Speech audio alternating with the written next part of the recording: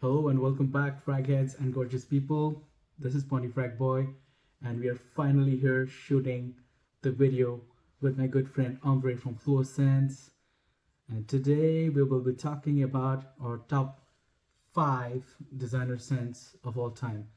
So keep watching, and here we roll.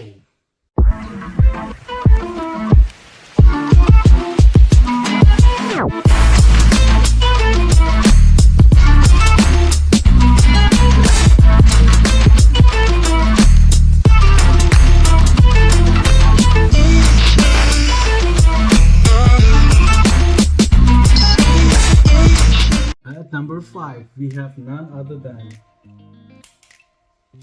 this bad boy, and it's called Spice Bomb Extreme by Victor and Rolf. It's all about the spices. It just hits you like a bomb.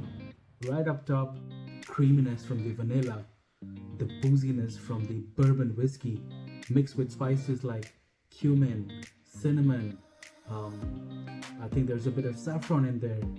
It's also got some tobacco, which gives it a slightly spicier undertone. It's such a great blend, and it just hits you like a monster in your nose.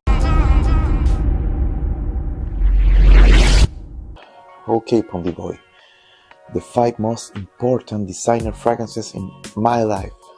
So, the number 5 is Hugo Boss Bottle Night from Hugo Boss. It's a woody, leathery, floral fragrance with prominent notes from violet, the leather, birch. It's a smoky birch with a metallic violet. It's an amazing fragrance. I'm married with this fragrance. It's one of the most important scents of my life. My wife loved this fragrance. It's a beautiful feel from a floral scent with a leathery tones, smoky undertones. Got this musky feel, this clean sensation. It's a very masculine scent. It's a nice fragrance, very nocturnal. It's one of the most recurrent buys in my collection, so I have nothing more to say. It's a beautiful fragrance. Hugo Boss from the collection Boss Bottle. This is the night version. You need to check it out. So moving on to number 4, we have none other than Guerlain's L'Homme Idéal, but this time is the EDP. To be honest, I think I have pretty much all the flankers from this line. I think it's absolutely gorgeous, with the hero of the story being the almond, and I think this one obviously has some very interesting notes in here, like the cherry, the leather. I think the vanilla also blends in very smoothly and nicely, giving this a very nice sharp edge. But I think overall this one is probably one of my constants throughout the years, and it could easily be anyone's signature scent, to be honest. The fact that I once wore this during one of my cousin's wedding, and my partner at the time was obviously head over heels with the way I smelled at that time, and kept giving me compliments throughout the day. That really acted as a good confidence booster. So yeah, I think you definitely need to check this one out. L'Homme Idéal EDP by the House of Guerlain. Fragrance number 4, the most important find in my life as a collector, Prada Luna Rosa Extreme by Prada. This is a kind of modern foyer with notes of lavender, woody undertones, this slightly barbershop feel with a little nice touch of vanilla, a dry vanilla. It's not a gourmand vanilla, it's a dry vanilla feel. It's a nice scent. It's one of the most unique scents of the line of Prada fragrances, and I really like this one. It's one of the most popular searches on eBay. It's one of the most difficult fragrances to find from the line of Prada fragrances. This brings back memories of my vacations in New York, in New Jersey. In fact, That's the place when I'll find this fragrance. So it's a very unique and an important find in my life as a collector. You need to try this one. It's a fougère, but not a mature fougère. It's a very versatile fougère for any situations, any kind of climate. It's a special fougère. So that's it. A Prada Luna Rosa Extreme, the number 4 of the most important designer fragrances on my life. So we are almost midway into the countdown, and here is my number 3, Terre d'Hermès, the original. And not sure if you guys can see the bottle. It's a gorgeous bottle. Quite honestly speaking, I own pretty much all the flankers from this line, but till date, the original has still stayed closest to my heart, and the reason for it is pretty simple. I think the original DNA is what really kicked it out for me, and this was an incredible masterpiece. And I wear it very often to the office, I wear it outside, I wear it for special occasions. It's super versatile, it's super long lasting.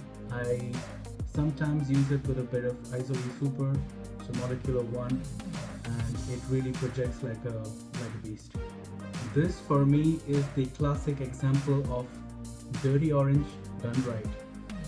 The 3 stars of this story for me are really the orange up top, mixed with the patchouli and vetiver slightly later down in the dry down. But I think the way the notes have been blended and the fragrance in itself has been created is truly a masterpiece. Terre d'Hermès by Hermès, the original. Fragrance number 3, Loewe 7 Cobalt. This is my crowd-pleasing fragrance. It's one of the most popular fragrance in my collection. This is an herbal fougère with a modern touches. It's a blue fragrance, but not sweet. It's more herbal, green, a little bit of earthy in the dry. This Loewe 7, it's a kind of Acqua di Gio Profumo with an herbal touches, with green touches, with a slightly woody undertones in the dry down, with a musky feel. It's a very beautiful fragrance, very versatile. So it's a masculine scent, a very masculine scent too. My wife loves this fragrance. She really loves this fragrance. It's a beautiful incensey, green, herbal, woody fragrance. I have nothing more to say. It's simply beautiful. The number 3 of my most important fragrances from designer in my life, Loewe 7 Cobalt. Really a beautiful aroma. I love this fragrance. So moving up to number 2, I think it was a pretty tough call for me, because yes, I know it's a countdown, and quite honestly, I was a bit confused for a while, but then I decided that yes, unfortunately this one goes to number 2 and not number 1. It is none other than Chanel Allure Edition Blanche or White Edition, depending on the region where you belong. This, I think a lot of people compare this one to a lemon meringue pie, and I see it's for a good reason. The main notes that really come to my nose are the lemon, the bergamot, the citruses basically, blended with the vanilla, the tonka. So understand why the citruses blended with the sweeter notes like vanilla and tonka really make this a masterpiece. The most important thing about this one is that it is pretty versatile and it's very easy to pull off. You can pretty much wear it in any weather, for any occasion and any mood. I know that some of you may not believe this, but this is actually my 4th bottle. So, fragrance number 2. This is a very special and unique aroma. The fragrance of a confident man when everything's solved in his life. Eau Sauvage Extreme by Dior. It's a very classy fouilleur, very citrusy, and very unique in the tones of this aroma. We got here some darky lavender, very barbershop feel, but with some touches of citrus, a powerful citrus, and dark moss, very dark moss. This got this retro vibe. It's a fragrance that used to be used by my grandpa. He loved this fragrance in the past. My grandpa, he used to wear this fragrance regularly. It's a very nice scent, mossy, dark, citrusy, barbershoppy feel. It's very unique, one of the most beautiful scents, fouilleur scents by Dior. I absolutely love this fragrance. It's one of my favorite fouilleur fragrances in my life, and the second important in my collection. So you, Pondy, you know this fragrance, you know what I mean. And so it's a great pleasure to be here in this collab with this beautiful bottle from Eau Sauvage Extreme. Finally, the moment of truth. At number 1, top designer Dior Sauvage Elixir. There's just so much happening with this one. I mean, it's got gorgeous florals, woods, citrus, spices, everything that is so masterfully blended together to create this masterpiece. I mean, it is just so unique. It's nothing like I've smelled on the market. I can totally understand why there are so many people from the fragrance community that literally hate on the Dior Sauvage line and the Dior Sauvage DNA, that consider this as a top-notch scent. It's for a good reason, guys. You really need to check this one out, and that's why this is my number 1, Dior Sauvage Elixir. Fragrance number 1 in my selection. This was my first fragrance when I was a child, and this is Serious Rouge by Givenchy. This is the most unique and important fragrance in my entire collection. This is a really old fouilleur from the 1996, but it smells like a modern fragrance. Okay, it's just a green fougere, herbal, spicy, with a note of cactus, of chili, with green herbal undertones, with this mossy feel in the dry down, but with a lot of musks in the dry down too, with notes of woody notes, with the sensation of fougere, but not barbershoppy. It's kind of a versatile fouilleur, very modern. I have to say that. It's that kind of cologne you use to all day, every day, any situation you want.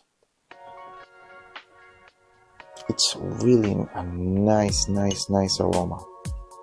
It's very special for me because my uncle,